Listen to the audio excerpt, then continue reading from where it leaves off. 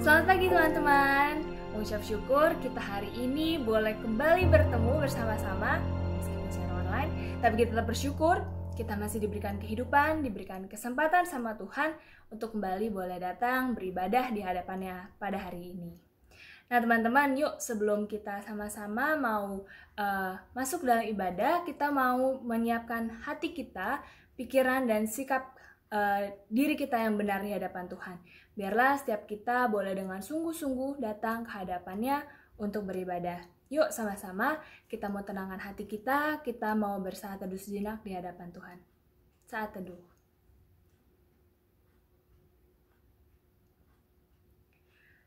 Tuhan Yesus, terima kasih untuk hari ini, untuk kesempatan yang baru yang Kau boleh berikan kepada kami. Kami boleh kembali datang beribadah ke hadapan-Mu. Ya Tuhan, saat ini kami berdoa, Tuhan yang boleh siapkan setiap hati kami, pikiran kami, dan tingkah laku kami. Kiranya setiap kami boleh punya satu motivasi yang benar. Kami datang beribadah hanya untuk memuliakan nama-Mu semata-mata. Ya Tuhan, kami mau serahkan ibadah kami ke dalam tangan-Mu, biarlah nama-Mu saja yang dipermuliakan. Hanya dalam nama Tuhan Yesus kami sudah berdoa dan mengucap syukur. Amin. Teman-teman, saat ini aku mau mengajak kita mengangkat sebuah lagu pujian bagi Dia. Kita sama-sama mau meninggikan Tuhan kita mau naikkan segala hormat dan syukur kita, sebab hanya Dialah saja yang layak untuk ditinggikan. Mari sama-sama dengan hati yang sungguh, dengan sikap hati yang sungguh, kita mau datang, kita mau puji Allah kita bagi Dia.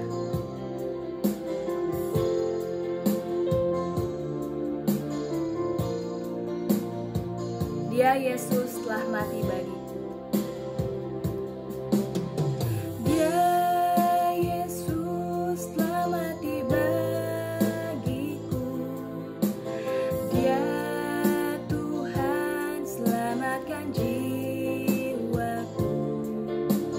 Bagi Dia pujianku tak dapat ku balas kasihnya.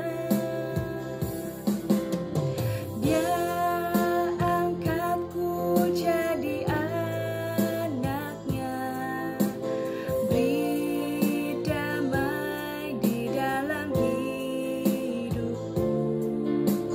Bagi Dia sembahku, hanya Dia segalanya bagiku.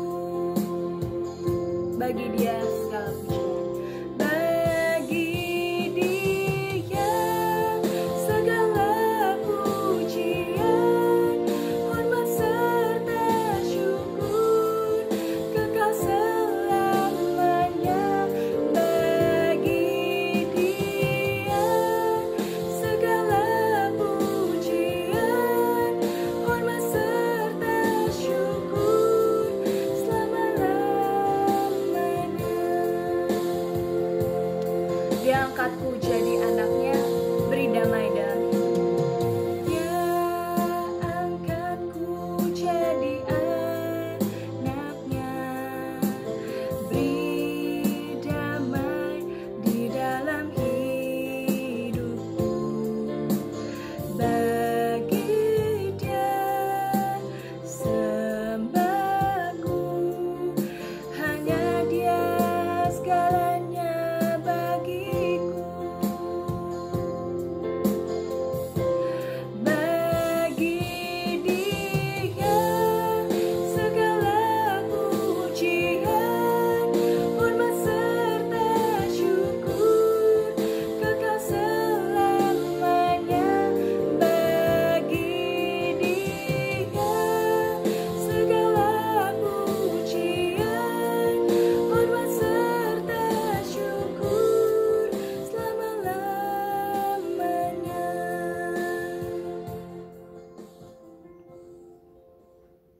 Ya, biarlah segala hormat dan syukur kita hanya kepada Tuhan saja. Teman-teman, saat ini aku mau mengajak kita untuk kembali mengambil waktu teduh di hadapan Tuhan.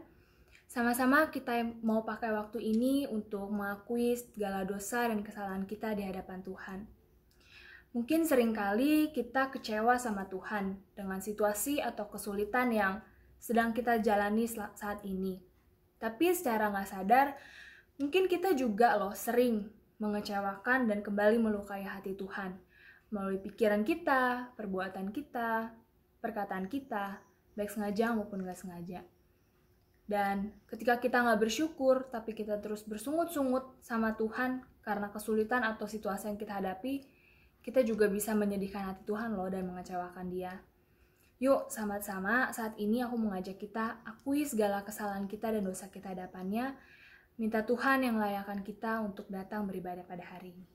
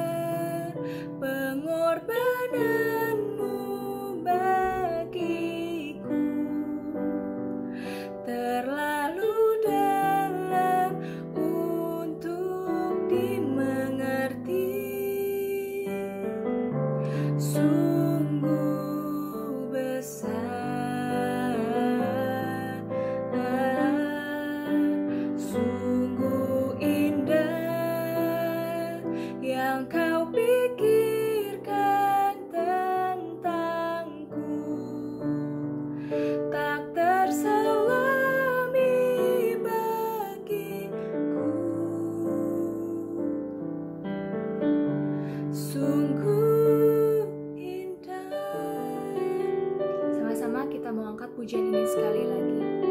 Sungguh indah.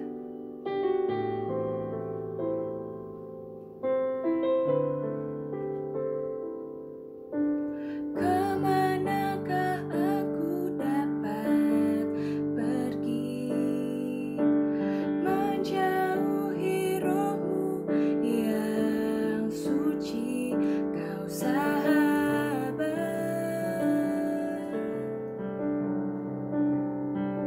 dan Kau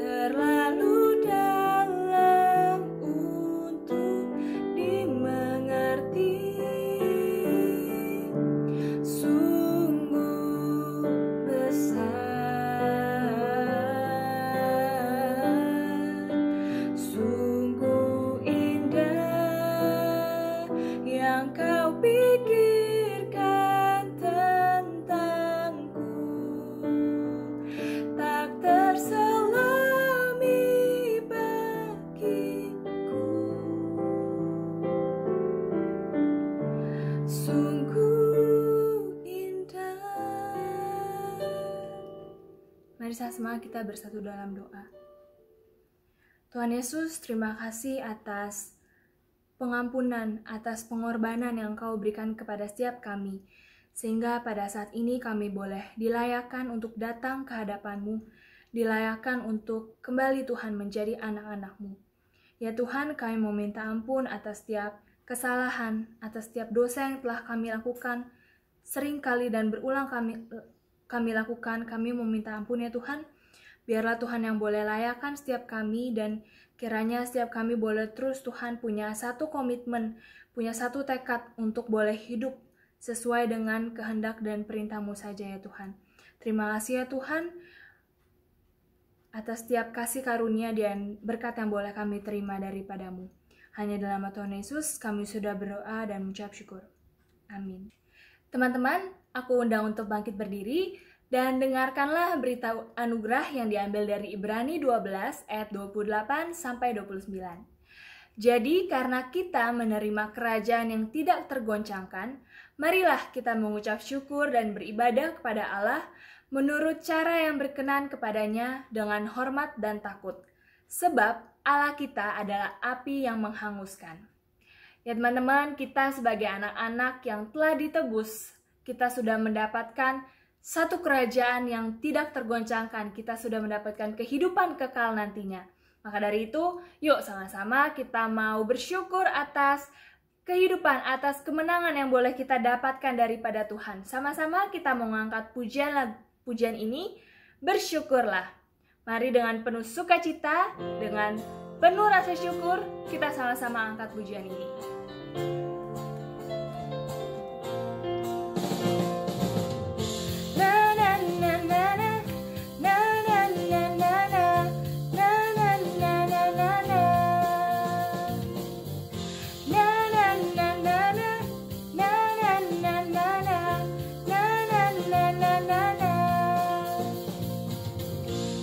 Haleluya.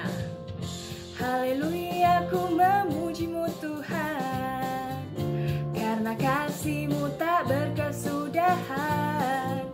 Biar yang bernafas memuji Sang Raja, di atas gunung dan di dalam samudra. Tanganku ku angkat padamu, mensyukuri rahmat yang Kau beri. Kakiku melompat bagimu, sebab rahmat-Mu baru setiap pagi. Bersyukurlah, bersyukurlah kepada Tuhan, sebab Ia baik, sebab Ia baik. Bahwasanya untuk selamanya, kasih setianya, kasih setianya.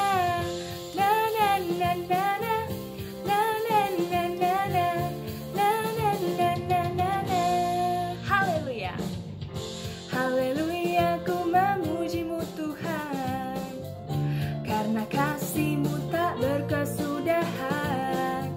Biar yang bernafas memuji Sang Raja, di atas gunung dan di dalam samudra.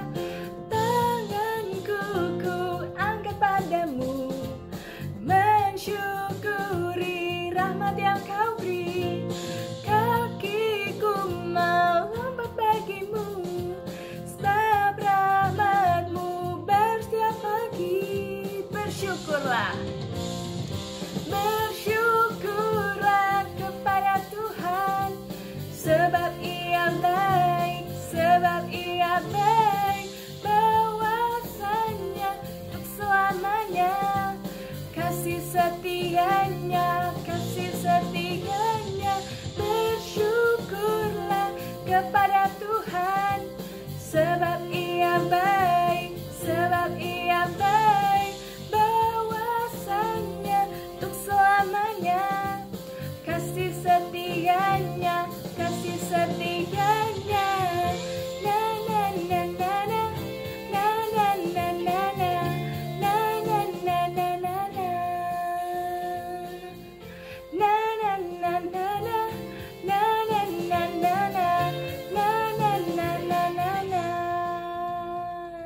Ya, biarlah Segala kemuliaan, segala puji hanya untuk Tuhan.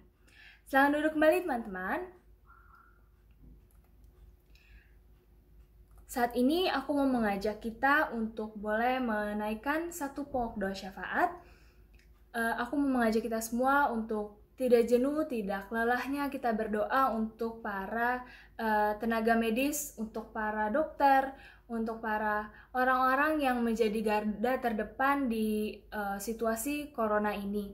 Kita mau berdoa untuk mereka, mungkin banyak mereka yang udah lama gak pulang ke rumah, atau mereka harus standby 24 jam di rumah sakit dengan perlengkapan APBD yang sangat tidak nyaman, tapi kita bersyukur masih ada orang-orang yang mau peduli dan bertanggung jawab atas setiap tugas mereka. Kita berdoa untuk mereka, biar Tuhan yang berikan mereka kekuatan, kesehatan, dan juga sukacita untuk menjalani semua ini. Yuk sama-sama kita buka suara, kita berdoa untuk para tenaga medis. Tuhan, saat ini kami berdoa Tuhan untuk para tenaga medis, dokter, orang-orang yang menjadi garda terdepan dalam situasi corona ini. Tuhan, kami berdoa untuk mereka. Mungkin ini bukan hal yang mudah Tuhan. Mereka harus standby terus, mereka harus mempergunakan APBD yang lengkap yang mungkin tidak nyaman Tuhan. Tapi kami bersyukur Tuhan mereka masih mau menjalani dan bertanggung jawab atas setiap tugas mereka, dan biarlah Tuhan yang boleh berikan mereka kesehatan, berikan mereka kekuatan dan sukacita dalam menjalani setiap tugas-tugas mereka, dan juga Tuhan yang boleh tolong pimpin supaya corona ini boleh segera diatasi sehingga kami semua boleh kembali menjalankan aktivitas kami seperti biasa. Ya Tuhan, kami mau serahkan untuk setiap kehidupan kami ke dalam tangan-Mu. Hanya dalam Tuhan Yesus kami sudah berucap syukur. Amin. Amin. Saat ini aku juga mau mengajak kita untuk bangkit berdiri. Kita sama-sama mau mengakui iman kita melalui pengakuan iman rasuli dengan satu sikap yang hormat dan secara perlahan-lahan. Pengakuan iman rasuli. Aku percaya kepada Allah, Bapa yang Maha Kuasa, Khalik langit dan bumi, dan kepada Yesus Kristus, Anak yang tunggal, Tuhan kita, yang dikandung daripada Roh Kudus, lahir dari anak darah Maria, yang menderita sengsara di bawah pemerintahan Pontius Pilatus, disalibkan, mati dan dikuburkan, turun dalam kerajaan maut. Pada hari yang ketiga, bangkit pula dari antara orang mati, naik ke surga, duduk sebelah kanan Allah, Bapa yang Maha Kuasa, dan dari sana yang akan datang untuk menghakimi orang yang hidup dan yang mati. Aku percaya pada Roh Kudus, gereja yang kudus dan persekutuan orang kudus, pengampunan dosa, kebangkitan tubuh, dan hidup yang kekal. Amin. Selamat duduk kembali teman-teman.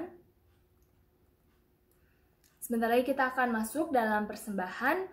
Untuk persembahan, seperti biasa, teman-teman bisa melakukannya secara online. Teman-teman boleh scan barcode di layar teman-teman masing-masing. Jadi diharapkan teman-teman bisa memberikannya sendiri, tidak perlu lagi dititipkan ke papa mama teman-teman. Sama-sama kita mau memberikan dengan hati yang penuh syukur, kita mau naikkan satu lagu pujian, Bapa Engkau sungguh baik.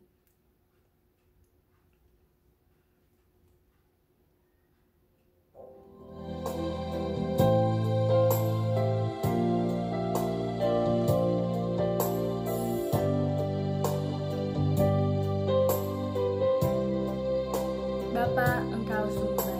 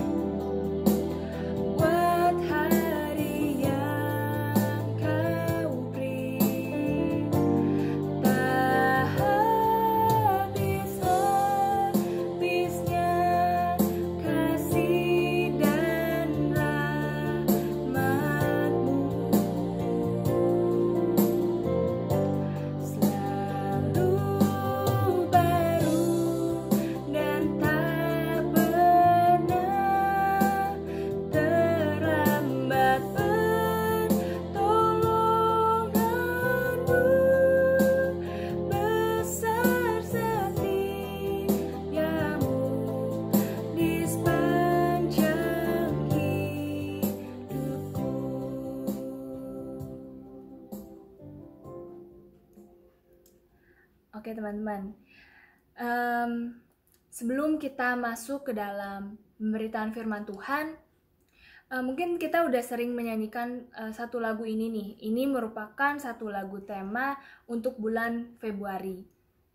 Jadi diharapkan dengan adanya lagu tema ini, kita sama-sama boleh merenungkan, kita boleh tahu gitu selama satu bulan ini apa sih yang mau kita pelajari.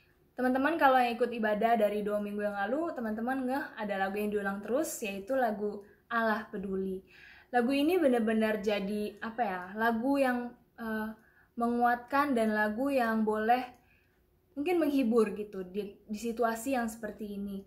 Situasi persoalan, pergumulan yang kehidupan ini semakin tidak menentu, tapi boleh ada satu hal yang boleh kita pegang, yaitu Allah kita peduli dan Allah kita mengerti setiap situasi, setiap pergumulan yang sedang kita hadapi. Dan yang Dia mau adalah kita nggak bergumul sendiri, tapi kita juga boleh melibatkan Tuhan gitu. Kita boleh percaya bahwa setiap apapun yang terjadi dalam kehidupan kita itu semua ada dalam kendali dan rencananya. Yuk teman-teman, kita sama-sama mau siapkan hati kita mendengarkan firman Tuhan. Kita sama-sama mau mengangkat lagu pujian ini, Allah Peduli.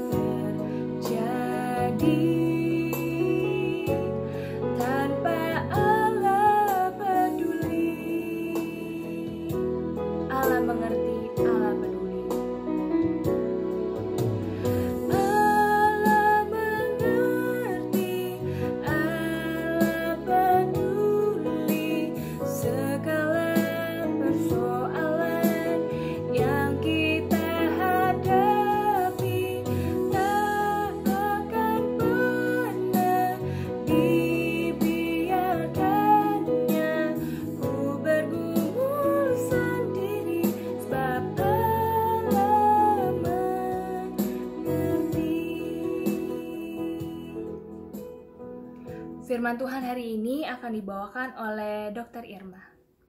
Dengan segenap hati aku mencari Engkau, janganlah biarkan aku menyimpang dari perintah-perintah-Mu.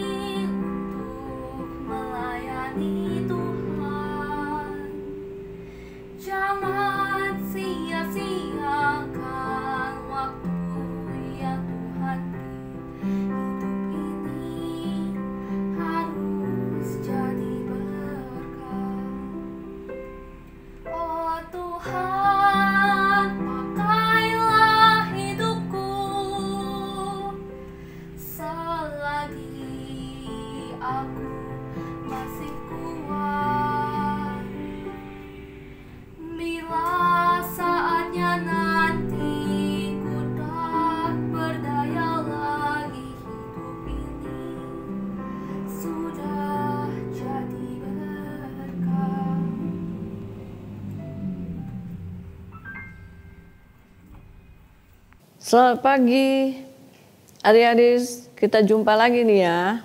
Masih wabah COVID, tapi kita tetap semangat ikut pelajaran lewat daring, semangat ikut ibadah, semangat bantu di rumah papa mama.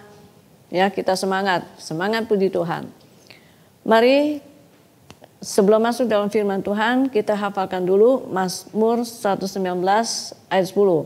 Kalau yang ayat 9 apa?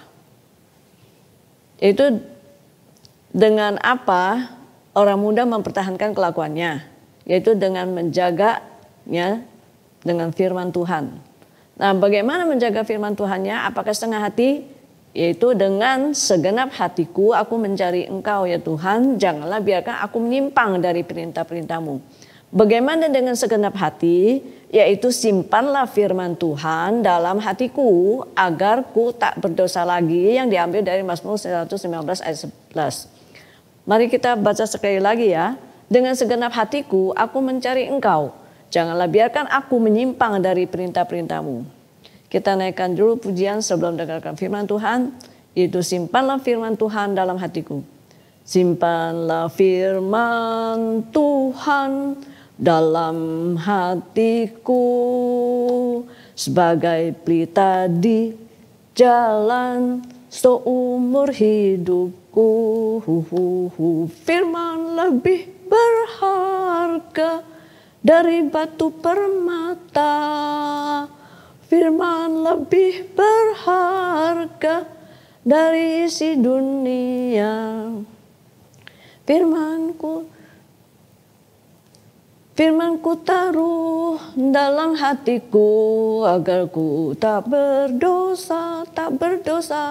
Firman-Ku taruh dalam hatiku agar ku tak berdosa.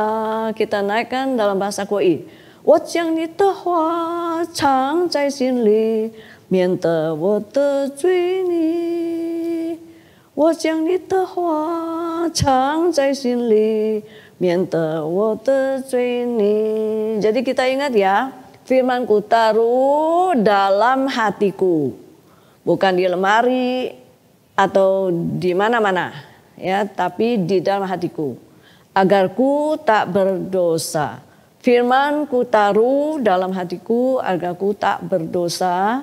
Tuhan, segenap hatiku aku mencari Engkau, janganlah biarkan aku menyimpang dari perintah Tuhan. Mari kita berdoa. Ya Allah Bapa kami yang bertakhta di dalam surga, segala puji syukur hormat bagi Engkau, beri kesempatan kepada kami dan dengan hidup yang Kau berikan pada kami untuk datang kembali beribadah di hadapan Kau. Kuduskanlah kami supaya kami dengan konsentrasi penuh mengikuti kebaktian ini dari awal hingga akhir, dan konsentrasi mendengarkan firman Tuhan agar kami tidak sia-sia datang dengarkan firman Tuhan yang kami perlukan bagi pelita, bagi kakiku dan terang dalam hidup kami. Ya Tuhan Yesus, biarlah sucikan kami dan berbicara kepada kami siap mendengarkannya. Dalam nama Tuhan Yesus kami berdoa mengucap syukur. Amin. Ya, hari ini judulnya mana tega ya. Itu sebab sepatutnya lah. Hari ini dihitung dari Prapaskah 40 hari, namanya masa Lent. Ya, bahasa Inggris masa Lent itu masa Prapaskah 40 hari. Ya, sebelum Prapaskah. Itu dihitungnya jatuhnya pada pas hari ini, yaitu 21 Februari hari Minggu. 5 minggu ditambah 5 hari. Nats Alkitab kita ambil dari pasal Lukas pasal 9 ayat 5 sampai 56. Di sini ada 3 tokoh, tapi yang ditonjolkan 2. Orang Samaria dan Tuhan Yesus, yang satunya murid. Jadi kita sama-sama baca ayatnya, tapi bacanya seperti yang sudah tercantum di sini. Itu ayat 51. Tuhan Yesus pergi ke Yerusalem. Lalu Tuhan Yesus itu mengirim beberapa utusan mendahuluinya. Murid-muridnya itu ke desa orang Samaria untuk mempersiapkan segala sesuatu bagi Yesus. Tapi ayat 53 ya, orang Samaria menolak Tuhan. Murid-muridnya, ayat 54, Yakobus dan Yohanes tahu kalau Yesus ditolak oleh orang Samaria karena kepergiannya ke Yerusalem. Lalu bertanya kepada Tuhan si murid ini, mau turunkan api binasakan mereka orang Samaria itu. Ya. Nah, 54 Tuhan Yesus itu mengetahui bahwa dirinya ditolak dan mendengar pertanyaan murid soal turunkan api untuk binasakan orang Samaria. Ayat 55, tapi Tuhan Yesus menegur murid-murid. Ya, jadi murid-muridnya itu ditegur oleh Yesus. Ayat 56, lalu mereka pergi ke kota lain. Pertanyaan dari ayat begitu, yaitu kenapa orang Samaria menolak Tuhan Yesus yang sedang ke Yerusalem? Yang sedang ke Yerusalem. Apa sebenarnya sih masalah orang Samaria membuat murid-muridnya begitu emosi terhadap orang Samaria atas penolakannya itu? Emosi yang bagaimanakah yang diungkapkan murid-muridnya terhadap penolakan orang Samaria kepada Tuhan Yesus? Bagaimanakah reaksi Tuhan Yesus terhadap sikap orang Samaria yang menolaknya? Dan bagaimana reaksi Tuhan Yesus terhadap emosi murid-muridnya yang disebabkan penolakan orang Samaria itu? Kita perhatikan dulu latar belakang orang Samaria. Sejak abad 6 sebelum Masehi, orang Samaria itu bermusuhan dengan orang Yahudi sampai pada waktu zamannya Tuhan Yesus juga masih bermusuhan. Jadi musuh bebuyutan, tahu ya, musuh yang turun-menurun begitu. Pernah tahu kan ya kalau misalnya film silat, marga A orang tuanya dibunuh oleh marga B, lalu anaknya A udah besar dia bunuh marga B. Marga B anaknya nanti besar bunuh lagi, wah musuh bebuyutan nggak habis-habis ya. Nah, musuh bebuyutan antara orang Samaria dan orang Yahudi ini berdasarkan apa? Etnis. Ya, etnisnya apa? Orang Samaria itu sebenarnya orang Israel, orang Yahudi juga, tapi dia sudah tidak Yahudi lagi ya. Dia termasuk bangsa Israel Utara, sedangkan Yahudi bangsa Israel Selatan. Orang Samaria itu kawin campur, jadi tidak murni darah Yahudi, sedangkan orang Yahudi tidak kawin campur. Menurut budaya tradisinya, orang Samaria itu ya pandang negatif terhadap orang Yahudi, anggap dirinya sebagai bangsa Israel yang benar, sehingga maunya pisahkan diri dari bangsa Yahudi. Demikian juga orang Yahudi pandang negatif, pandang rendah terhadap orang Samaria, karena orang Samaria tidak murni darah Yahudi, anggap orang Samaria itu kafir, ya mereka terus bermusuhan. Dilihat dari keagamaannya, orang Samaria itu menurut sejarah, ya, sejarah Raja Salomo itu ada dua negara, yaitu Israel Utara dan Selatan. Orang Samaria itu Israel Utara ya. Nah, sejak itu ada raja yang tidak memperkenankan orang Israel itu Samaria kembali beribadah ke Yerusalem. Sedangkan orang Yahudi itu Israel Selatan ibadahnya di kota Yerusalem. Jadi dia orang Yahudi menganggap ibadahnya orang Samaria itu tidak benar. Ya. Dan orang Samaria juga tidak mau ya bersama-sama beribadah di Yerusalem. Jadi mereka beribadah di Bukit Gerizim. Sekarang kenapa sih orang Samaria menolak Yesus yang menuju ke Yerusalem? Apa hubungannya itu ya pergi ke Yerusalem? Karena di Alkitab katakan Tuhan Yesus menuju ke Yerusalem. Itu kan ibadahnya, tempat ibadahnya orang Yahudi. Jadi Tuhan Yesus itu tulen orang Yahudi. Nah, karena sejak abad ke-6 sebelum Masehi mereka bermusuhan terus, ya sampai zaman Tuhan Yesus masih bermusuhan. Jadi orang Samaria menolak, tidak mau menerima Tuhan Yesus datang ke desa mereka. Kan kita kan nggak bergaul ya, nggak berteman dengan orang Yahudi. Mereka anggap kalau berkomunikasi dengan orang Yahudi itu satu yang kotor ya, yang najis. Orang Yahudi juga begitu, menganggap orang Samaria itu orang kafir ya, najis. Tapi sebenarnya Tuhan Yesus tuh mengasihi mereka ya, tidak menghina mereka. Walaupun begitu, mereka maunya menolak. Pokoknya yang namanya Yahudi no. Ya, mereka begitu mengusir Tuhan Yesus cuma karena Tuhan Yesus orang Yahudi. Nah, itu yang jadi masalah sama dia ya, yang membuat muridnya itu begitu emosi. Siapa sih sebenarnya Yesus ya? Sehingga penolakan orang Samaria itu merupakan masalah yang serius. Kenapa muridnya begitu emosi terhadap sikap orang Samaria yang menolak Tuhan Yesus? Karena masa itu Yesus dikenal sebagai nabi dan nabi besar. Nabi besar itu kan wakil Allah, utusan Allah. Banyak membuat mukjizat, banyak menyembuhkan orang sakit, mengusir roh jahat. Kok berani-beraninya menolak, mengusir nabi? Ya, cuma karena Yesus itu orang Yahudi. Itu salah.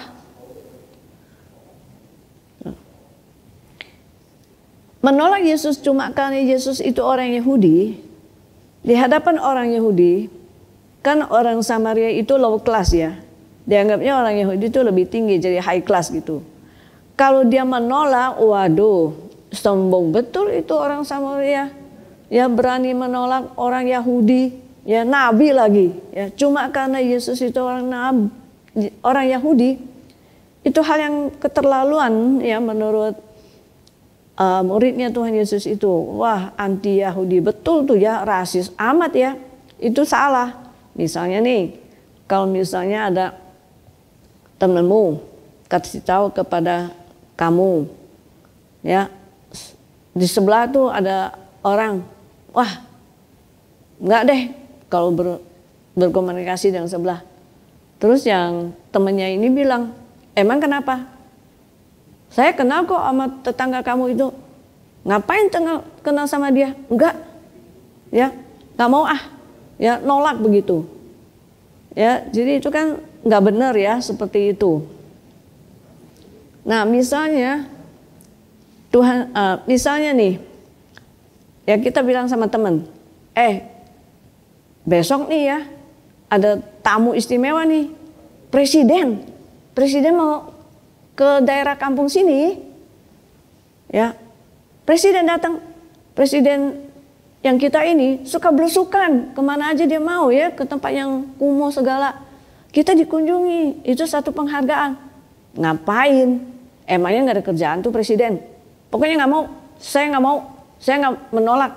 Itu kan keterlaluan namanya, orang presiden mau datang, ya mau lihat siapakah yang perlu dibantu dan sebagainya. Makanya itu murid-muridnya begitu emosi, ya. Padahal Tuhan Yesus itu mau menyelamatkan mereka, mau menyelamatkan orang Samaria itu, ya, mau datang ke orang Samaria yang dianggap orang remeh, kafir, hina ya oleh orang Yahudi. Dan muridnya juga merasa gurunya ini terhina. Jadi muridnya bereaksi, tidak tahan terhadap sikap orang Samaria itu. Bagaimanakah reaksinya? Sampai mereka itu tanya, ya, Tuhan, apakah engkau mau supaya kami menyuruh api turun dari langit untuk membinasakan mereka? Karena sikap mereka itu begitu sombong ya, begitu anti apa-apaan tuh ya. Tapi bagaimanakah sikap Tuhan Yesus terhadap orang Samaria yang menolaknya? Sebenarnya sikap respon orang Samaria yang menolak Yesus itu karena musuhan, karena ras. Ya, Yesus Tuhan itu orang Yahudi, dan sikap itu sebenarnya salah.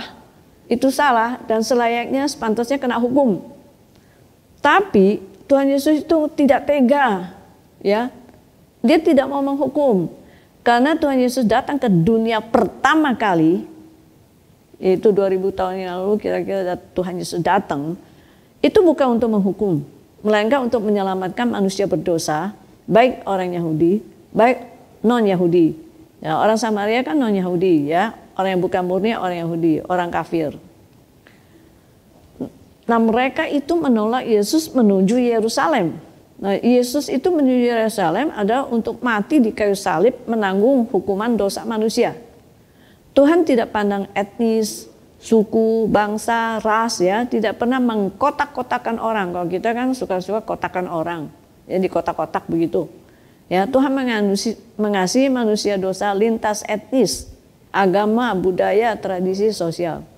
Tapi bukan berarti dosa itu tidak kena hukum, ya. Jadi sebab itu kalau Tuhan Yesus akan datang lagi yang kedua kali itu untuk menghakimi. Bagaimana reaksi Tuhan Yesus terhadap muridnya? Hal turunkan api binasakan orang Samaria. Tuhan Yesus berpaling lalu menegur, ya, menegur muridnya. Kenapa Tuhan Yesus menegur muridnya? Karena murid-muridnya itu sama sekali tidak tahu isi hati Tuhan yang bagaimana. Tuhan Yesus mana tega menghukum, membinasakan mereka. Tidak tega menghukum bukan berarti orang Samaria boleh bertindak sesukanya dan tidak perlu bertobat, tapi harusnya lah bertobat, ya. Kalau Tuhan Yesus menghukum, membinasakan, yang binasa itu bukannya fisik aja, yang mati nih, ya, tapi kita kan selain manusia itu punya roh, ya. Roh juga bisa binasa, artinya dia mati kekal, dan itu bukan tujuan Tuhan Yesus datang ke dunia pertama kali. Sekarang masih wabah, ya, banyak ya yang meninggal bergelimpangan, ya, banyak yang meninggal karena COVID. Belum lagi bencana alam berturut-turut, gunung meletus, gempa bumi, banjir, apalagi longsor, banyak yang jadi korban. Jadi sebenarnya hidup kita ini sama mati itu dekat, dekatnya bukan main, ya. Jadi kalau misalnya sampai kita meninggal, yang cuma sementara di dunia ini paling 110 tahun deh atau 120 tahun deh, tapi kan mati juga. Nah, sudah mati mau kemana? Nah, roh kita itu ada, bukannya tidak ada, ya. Itulah dipersiapkan, ya. Tuhan tidak mau kita itu binasa, ya, tidak mau mati kekal. Jadi Tuhan Yesus datang ke dunia pertama kali bukan untuk menghukum, melainkan untuk menyelamatkan manusia berdosa. Tapi dia akan datang kedua kali sebagai hakim. Mengapa Tuhan Yesus sering mengambil perumpamaan orang Samaria, menyembuhkan orang Samaria, bahkan berbicara secara pribadi dengan orang Samaria? Karena orang Samaria itu bukan orang Yahudi murni, orang yang dianggap di masyarakat itu level rendah, hina, najis, kafir, tidak layak diselamatkan.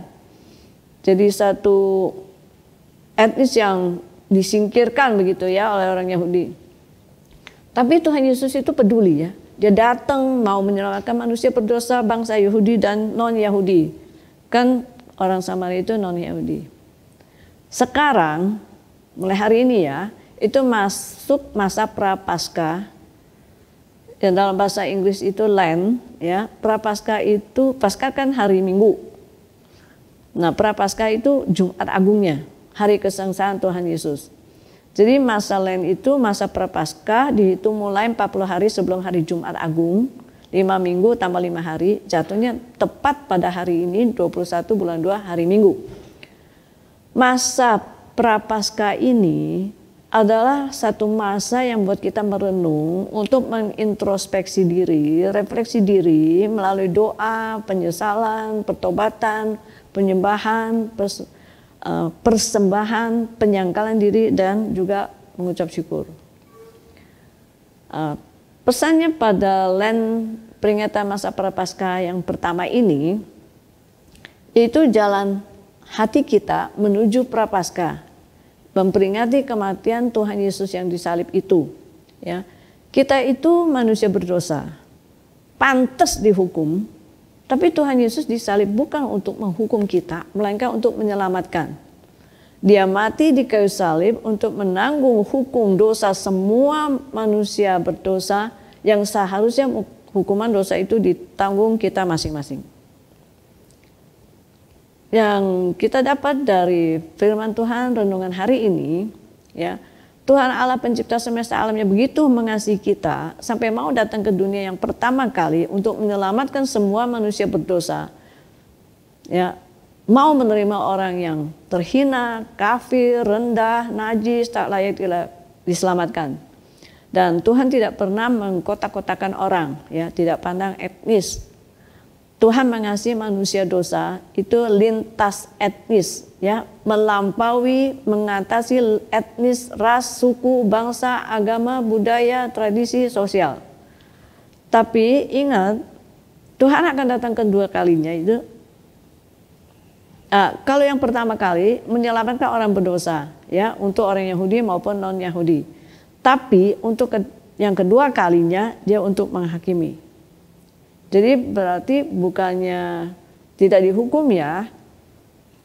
Bagaimana dengan kita? Kita juga seperti orang Samaria. Kita bukan orang Israel, bukan orang Yahudi, dianggap kafir, ya, suka bermusuhan, suka mengkotak-kotakan orang, sering menolak Tuhan, tidak mau dikontrol Tuhan, mengabaikan Tuhan, maunya memberontak melawan Tuhan, anggap sepi terhadap Tuhan. Namun Tuhan perhatikan dan mengasihi kita. Mau menyelamatkan kita, kita yang percaya padanya menjadi anaknya. Sebagai umat pilihan Allah, sebagai bangsa Israel secara rohani. Lantas apa kita mau tetap menolak Tuhan Yesus? Dia itu satu-satunya juru selamat manusia dengan mati di kayu salib, darah yang tercurah mampu menyucikan dosa dan bagi yang percaya beroleh hidup kekal. Dan dia bangkit pada hari yang ketiga dan dia adalah Allah yang hidup. Baiklah, kita sadar, kita ini sebenarnya layak pantas dihukum. Ya, kita tuh manusia berdosa. Tapi Tuhan Yesus tidak tega menghukum, sebaliknya mau menyelamatkan. Sampai detik ini, Tuhan Yesus masih mau terus menyelamatkan kita. Itu sebabnya selama masih ada kesempatan, sepatutnya lah, selayaknya lah kita rendah hati, rendah diri di hadapan Tuhan, dan datang kepada Tuhan untuk bertobat. Tidak sia-siakan kasih Tuhan pada kita. Tidak sia-siakan kesempatan yang Tuhan beri pada kita untuk bertobat. Ya. Biarlah kita mau ditolong Tuhan dan taat melakukan firman Tuhan. Baiklah kita jangan sakiti Tuhan Yesus yang sudah sayang pada kita. Bagaimana adik-adik? Masih mau hidup sembarangan? Atau mau merenungkan diri, sadar bahwa kita harusnya dihukum, tapi Tuhan masih kasih kesempatan pada kita selama kita masih hidup ini, sebelum Tuhan Yesus datang kedua kali, ya, lekas bertobat, mempunyai hati takut Tuhan, mau ditolong Tuhan, mau taat firman, melakukan firman Tuhan, dan jangan sakiti Tuhan Yesus yang sudah sayang pada kita. Mau ya berkomitmen, bertekad ya untuk datang kepada Tuhan. Mari kita berdoa. Ya Allah Bapa kami yang bertakhta di dalam surga, yang kami kenal dalam nama Tuhan Yesus, bersyukur ya Tuhan karena Engkau mengasihi kami dan mau datang ke dunia ini untuk kami manusia berdosa, supaya ada pengharapan sesudah meninggalkan dunia ini ya Tuhan. Masih ada kesempatan untuk menikmatinya bersama Allah di surga. Ya Tuhan Yesus, ampuni dosa kami, seringkali kami menolak, melawan Engkau yang begitu mengasihi kami. Tolonglah kami selalu ya Tuhan, pegang firman Tuhan, agar tidak berdosa di hadapan Tuhan. Menjadi orang yang anak yang menyenangkan hati Tuhan, yang bisa memuliakan nama Tuhan. Dengan doa kami ya Tuhan, dalam nama Tuhan Yesus kami berdoa mengucap syukur. Amin. Ya, sampai jumpa.